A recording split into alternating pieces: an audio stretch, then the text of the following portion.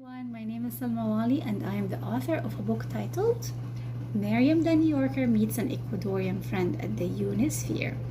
The book tells the story of Maryam, who's a multiracial child who's also bilingual. She speaks Arabic and English, and she just likes to make so many friends from so many different cultures and language backgrounds.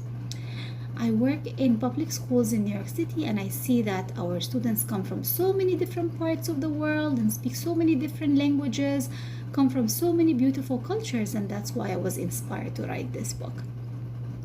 In this book, Maryam goes to Flushing Meadows Corona Park, where the Unisphere is, because she just enjoys playing in the big water fountain there and meeting new people, especially from South America. So let's see what happens inside the book. When Maryam goes to the park, she starts playing with her dad. She always carries those huge water guns with her. She likes to play and splash in the water, and then she usually has a picnic with her parents where they eat their cultural foods. Her mom she makes Arabic food, and her dad's family makes Caribbean food. So their food is always very interesting, very tasty, and it comes from so many different backgrounds. But then also Maryam likes to carry with her toys to the park, and I think everybody likes to carry toys with them to the park. And this time she carried huge bubble wands with her, and as she was blowing bubbles, a girl came and stood nearby and asked if she can blow bubbles with her. The girl's name was Maria, so Maryam offered her extra bubble wand, and they started playing together.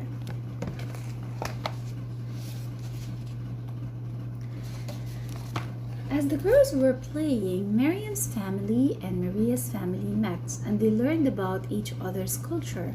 Maria's family comes from South America, particularly from Ecuador.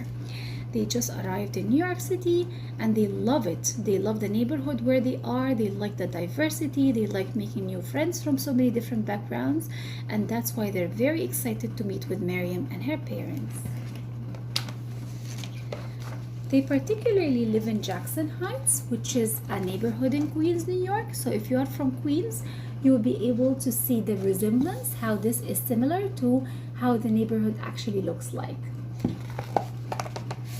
As the parents and the girls start talking and telling each other stories and where they're coming from, they also start sharing cultural foods.